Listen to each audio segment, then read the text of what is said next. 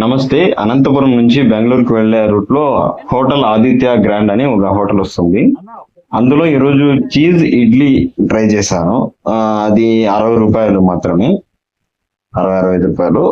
ఇది వచ్చేసి ఇడ్లీ మీద బాగా చీజ్ వేసేసి అది కరిగేంత వరకు ఉండి ఇస్తాడు అనమాట. అదంతా చీజ్ మొత్తం ఇడ్లీ అంతా అవుతుంది.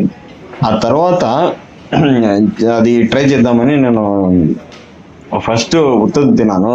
ఉత్తది చీజ్ ఇడ్లీ ఒక రకంగా ఉంది. సరే, మళ్ళా దాన్ని ఇంకొకటి చట్నీలో అద్దుకొని తిన్నాను. మళ్ళీ ఇంకొకటి సాంబార్లోకి అద్దుకొని తిన్నాను. టోటల్ మీద చీజ్ ఇడ్లీ అంత చండాలంగా ఇంకేది లేదనిపించింది. ఎందుకంటే ఇడ్లీ ఫ్లేవర్ ఉండదు, అది ఏంది లేదు, ఓన్లీ ఆ చీజ్ ఫ్లేవర్ వస్తుంటుంది.